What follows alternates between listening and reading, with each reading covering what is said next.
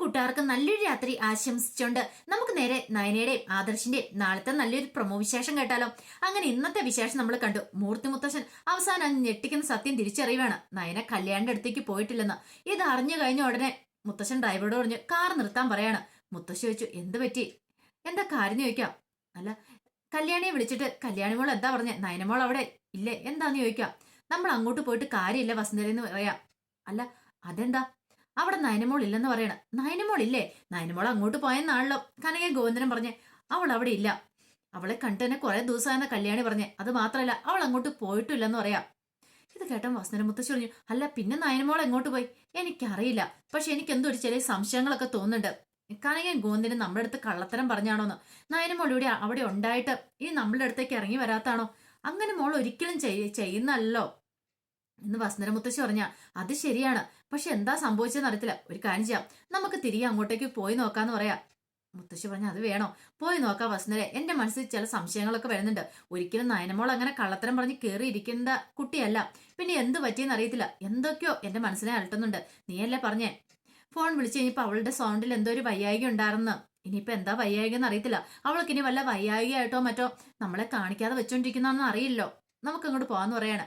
പിന്നീട് ഡ്രൈവറോട് പറഞ്ഞ് വീണ്ടും അങ്ങോട്ടേക്ക് തന്നെ വണ്ടി വിടുവാണ്, കനകയുടെയും ഗോവിന്ദന്റെ അടുത്തേക്ക്. ആ സമയം ജയൻ ദേവേനെ കാണാനായിട്ട് മുറിയിലേക്ക് ചെല്ലുവാണ്. അപ്പൊ ദേവേനെ ഇങ്ങനെ ആലോചിച്ചിട്ട് കിടക്കുമായിരുന്നു. അപ്പൊ ജയൻ ചെന്നേ പറഞ്ഞു, ഇപ്പൊ അനാമിക മോള് വന്നിട്ട് പോയി, കണ്ടില്ലേ അവൾ എന്നെ എങ്ങനെ നോക്കുന്നതെന്നൊക്കെ. എനിക്ക് കഞ്ഞി വാരി തന്നു, എന്നോട് എത്ര സ്നേഹത്തോടെയാ. എനിക്കാണെങ്കിൽ അനാമിക മോളെ വിടാൻ പോലും തോന്നിയില്ലെന്ന് പറയാം. ഇത് കേട്ടൻ ജയൻ പറഞ്ഞു, ഇത്തിരി കഞ്ഞി വാരി തന്നോർത്തണ്ടാണ്, അതിനകത്താണ് വലിയ കാര്യമായിട്ട് നീ കാണുന്നതെന്ന് ചോദിക്കാം. നല്ല ജയേട്ടാ, എനിക്കൊരു മരുമോളുണ്ടല്ലോ, അവൾ ഈ പരിസരത്ത് പോലും ഇല്ലോന്ന് പറയാം. നീയല്ലേ പറഞ്ഞേ അവൾ ഈ പരിസരത്ത് പോലും വരില്ലെന്ന്, അതുകൊണ്ട് അവൾ അവളുടെ വീട്ടിലേക്ക് പോയിരിക്കുക. നന്നായി, അല്ലെങ്കിൽ തന്നെ എനിക്ക് അവളുടെ തിരുമോന്ത കണ്ടിട്ടുണ്ടെങ്കിൽ എന്റെ അന്നത്തെ ദിവസം പോയി. അവൾ ഇങ്ങോട്ട് വരാതിരിക്കുന്ന നല്ലത്. എത്രയും പെട്ടെന്ന് എനിക്കൊന്ന് വീട്ടിലേക്ക് പോയാൽ മതിയായിരുന്നു. ഇത് കേട്ടപ്പോ ചെയ്യാൻ പറഞ്ഞു, കുറഞ്ഞു കഴിഞ്ഞാൽ പോലോ, പിന്നെന്താ കുഴപ്പം.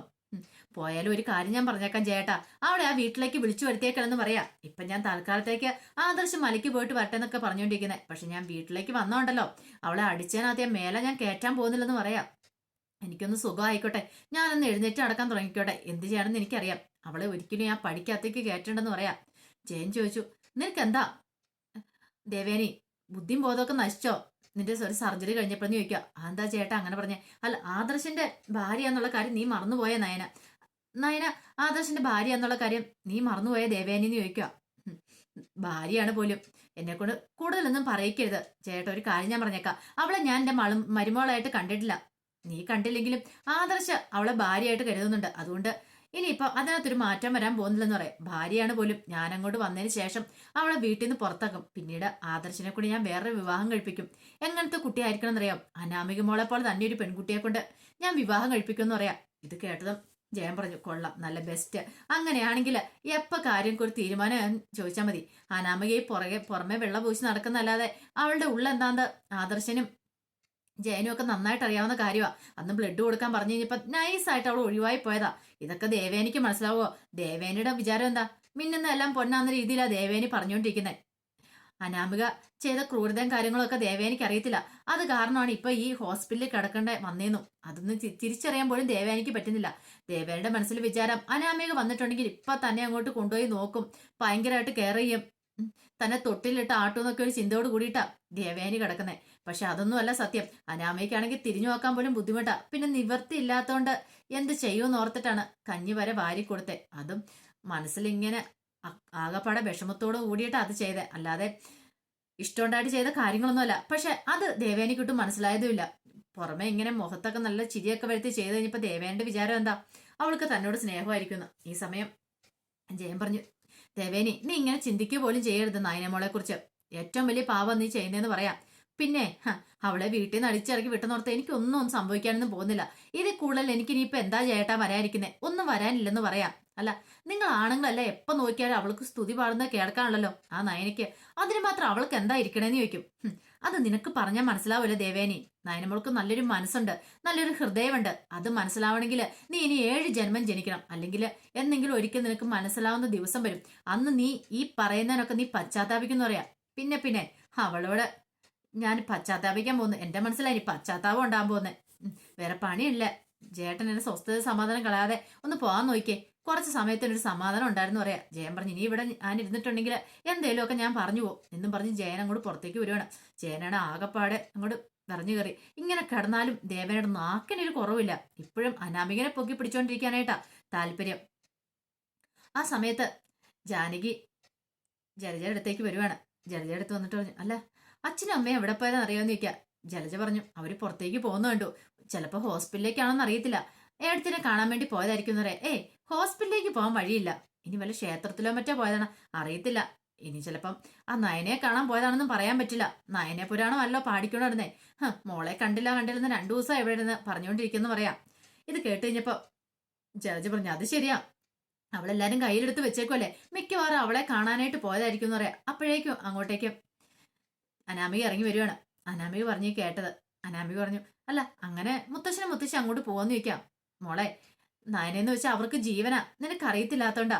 അവൾ ഇവിടെ ഇല്ലാത്തോണ്ട് ഏറ്റവും കൂടുതൽ ഇവിടെ ഈ കുടുംബത്തിൽ വീർപ്പ് കൂട്ടുന്ന 2 വ്യക്തികളാ അച്ഛനും അമ്മ, അറിയാമെന്ന് ചോദിക്കുക.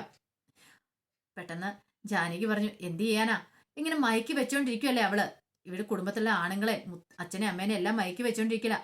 അനാമിക പറഞ്ഞു, അതാണ് ആദ്യം മാറ്റിയെടുക്കണ്ടേ. മുത്തശ്ശനും മുത്തശ്ശി ഇത് എന്ത് കണ്ടിട്ടാ അവളെ ഇത്രമാത്രം സ്നേഹിക്കുന്ന മാത്രം മനസ്സിലാകത്തെ, അല്ല നല്ലത് കണ്ടാൽ പോലും അറിയത്തില്ലെന്ന് ചോദിക്കാം. ജലജ പറഞ്ഞ്, എന്ത് ചെയ്യാനാന്ന് പറ, നമ്മളൊക്കെ എന്തെങ്കിലും ചെയ്തിട്ടുണ്ട് കുറ്റം, അവൾ ചെയ്തിട്ടുണ്ട് ഒരു കുഴപ്പമില്ല അച്ഛനും അമ്മയ്ക്കും, അവൾക്ക് സ്തുതി പാടിക്കൊണ്ടിരിക്കുമെന്ന് പറയാം.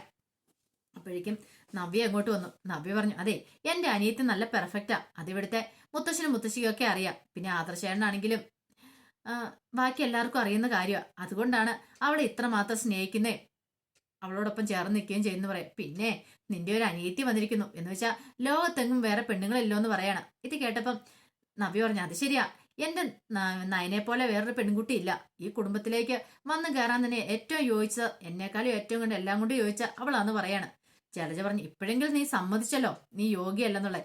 ഞാൻ അങ്ങനെ യോഗ്യല്ലെന്നല്ല പറഞ്ഞേ, നിങ്ങളുടെ മോൻ എന്നെ പോലെ ഒരു പെൺകുട്ടിയെ പറ്റുള്ളൂ, നയനെ പോലെയുള്ള ഒരു പെങ്കൊച്ചായിരുന്നെങ്കിൽ അത് ജീവിതം തകർന്നു പോയാനും പാവത്തിന്റെ. ഇപ്പൊ ഞാനായതുകൊണ്ട് നിങ്ങളുടെ മോന്റെ മുന്നിൽ പിടിച്ചിരിക്കുന്നു പറയാണ്. പിന്നെ എന്നൊക്കെ പറഞ്ഞ് ജലജ ഇങ്ങനെ കണ്ണുരുട്ടുവാണ് നവ്യനെ. നവ്യൻ രൂക്ഷമായിട്ട് നോക്കി. പിന്നീട് ജലജയൊന്നും മിണ്ടാൻ പോയില്ല. ജലജയ്ക്ക് അറിയാം ഇനിയിപ്പോ എന്തേലും പറയാൻ പോയിട്ടുണ്ടെങ്കിൽ ഇവളുടെ വായിലിരിക്കുന്ന മൊത്തം കേൾക്കും എന്നുള്ള കാര്യം. പ്രത്യേകിച്ച് ഇനിയിപ്പോ ജാനകിയുടെ അനാമികയുടെ മുന്നിൽ വെച്ച് ഇവിടെ ചീത്ത പറഞ്ഞിട്ടുണ്ടെങ്കിൽ താൻ കേട്ടോണ്ട് നിൽക്കേണ്ടി വരും. അല്ലെങ്കിൽ ഇവിടെ എന്താ വിളിച്ചു പറയുന്നത് പറയാൻ പറ്റില്ല. നയനെ പോലെയല്ല, ഒറ്റ ബുദ്ധിയാണ്. ചിലപ്പം ആ വീഡിയോ വരെ എടുത്ത് കാണിച്ചെന്നിരിക്കും. അത് തനിക്ക് അപകടമാണെന്നുള്ള കാര്യം ജലജയ്ക്ക് നന്നായിട്ടറിയാം. പിന്നെ ജലജ അങ്ങ് ദേഷ്യപ്പെട്ട് കയറി പോവാണ്. ആ സമയത്ത് മൂർത്തി മുത്തശ്ശനും മുത്തശ്ശിയും കൂടെ കനകയുടെ ഗൊന്തിന്റെ അരിയിലേക്ക് എത്തുവാണ്. അപ്പൊ അവര് തിരികെ വരുമെന്നൊരു സ്വപ്നത്തിൽ പോലും ചിന്ത പോലും ഈ പറയുന്ന കനകയ്ക്കോ ഗോവിന്ദനോ ഉണ്ടായിരുന്നില്ല. അങ്ങനെ അവര് കയറി അങ്ങോട്ട് വന്ന് കോളിംഗ് ബെല്ല് അടിച്ചു കഴിയുമ്പോഴത്തേനും കനകയെ വന്ന് കഥ തുറക്കുന്നേ. മുത്തശ്ശനും മുത്തശ്ശിയും കൂടെ ഒന്നും ഞെട്ടിയവര്. പെട്ടെന്ന് കനക ചോദിച്ചു, എന്താ മൂർത്തി സാറേ, എന്താ തിരികെ വന്നേ, എന്തേലും മറന്നു വെക്കോ മറ്റോ ചെയ്തെന്ന് ചോദിക്കുക. അപ്പോഴേക്കും ഗോവിന്ദനും അങ്ങോട്ട് വന്നു. മുത്തശ്ശൻ ചോദിച്ചു, അല്ല നയന എവിടെ പോയതാ പറഞ്ഞെന്ന് ചോദിക്കുക.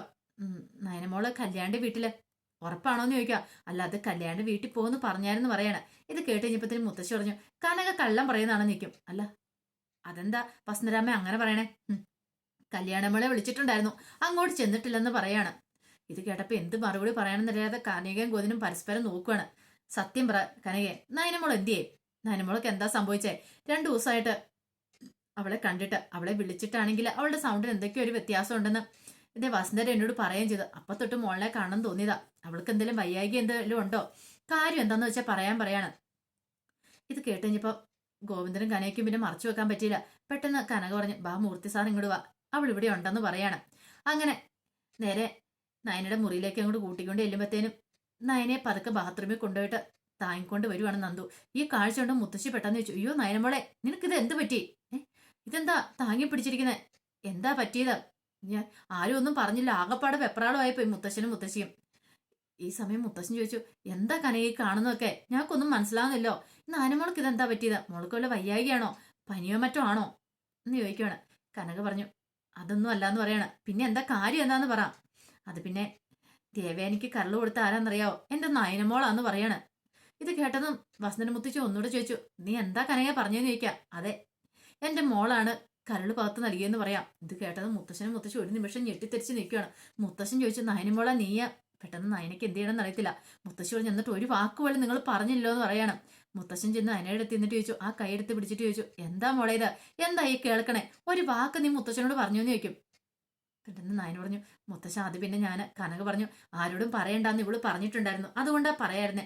അത് മാത്രമല്ല ഇനിയിപ്പൊ ദേവേന ഇത് അറിഞ്ഞിട്ടുണ്ടെങ്കിൽ കരള് സ്വീകരിക്കാൻ തയ്യാറാവത്തില്ലായിരുന്നു. സർജറി കഴിഞ്ഞ് ഒരു കുഴപ്പമില്ലാതെ വരുമ്പോ ഏതെങ്കിലും സമയത്ത് അറിയുവാണ് അറിഞ്ഞോട്ടെ. പിന്നെ മോൾക്കാണ് ഇത് പറയാനായിട്ട് ഒട്ടും താല്പര്യമില്ലായിരുന്നു. അവൾ ആ കരള് പകത്ത് നൽകിയെന്ന് പറയാനായിട്ട്. അതുകൊണ്ടാ പറയായിരുന്നെന്ന് പറയാം. അല്ല, എന്നിട്ട് ആദർശം സമ്മതിച്ചോന്ന് ചോദിക്കാം. ആദർശ് മോനെ ആദ്യം സമ്മതിക്കത്തൊന്നും ഇല്ലായിരുന്നു. പിന്നെ നയനമോളും വാശി നിർബന്ധം പിടിച്ച, ഓഹോ അവനെ ഞാൻ ഇന്ന് കാണട്ടെ എന്ന് മുത്തശ്ശൻ പറയാ. പെട്ടെന്ന് നയന പറഞ്ഞു, വേണ്ട മുത്തശ്ശ, ആദർശേണ്ണ വഴക്കൊന്നും പറയണ്ട. ആദർശേണ്ണ പാവാ. ആദർശേണ്ണും അച്ഛനും ഒക്കെ ആദ്യം പറഞ്ഞാ വേണ്ടാന്ന്. പക്ഷെ ഞാനാണ് നിർബന്ധിച്ച്. അതുകൊണ്ട് അവരെ വഴക്കൊന്നും പറയില്ലെന്ന് പറയാം. നയനയുടെ ഈ സംസാരം ഇപ്പൊ കണ്ടുകഴിഞ്ഞപ്പത്തിന് മുത്തശ്ശിക്ക് വല്ലാത്ത വെപ്രാളെ പോയി. മുത്തശ്ശി പറഞ്ഞു, മോൾ അധികം സംസാരിക്കണ്ട, അവിടെ കിടന്നവൻ പറയണം. വേണ്ട മുത്തശ്ശി, എനിക്കിപ്പോ കുഴപ്പമൊന്നും ഇല്ലാന്ന് പറയാം. അത്തരം ഗോവിന്ദൻ പറഞ്ഞു, ഇപ്പൊ മോൾക്ക് കുഴപ്പമൊന്നുമില്ല എന്ന് പറയാ. ഞാൻ പോലും അറിയുന്ന ഇവിടെ വന്നതിന് ശേഷമാ. എന്നോട് പോലും ഇവരൊന്നും പറഞ്ഞില്ല മൂർത്തി സാറേ എന്ന് പറയാം. ഇത് കേട്ട കനവ് പറഞ്ഞു, എങ്ങനെ പറയാനും മൂർത്തി സാറേ, 2 അറ്റാക്ക് കഴിഞ്ഞിട്ടിരിക്കുന്ന ആളല്ലേ. ഇത് കേട്ടിട്ടുണ്ടെങ്കിൽ പെട്ടെന്ന് സഹിക്കാൻ പറ്റില്ല. അത് മാത്രമല്ല സർജറിക്ക് മുമ്പാണെങ്കിൽ ചിലപ്പോൾ ഗോവിന്ദയുടെ സമ്മതിച്ചൊന്നും വരത്തില്ല. അതുകൊണ്ട് ഞങ്ങൾ നോക്കിയപ്പോൾ വേറെ നിവൃത്തിയില്ലായിരുന്നു, അതുകൊണ്ടാന്ന് പറയണം.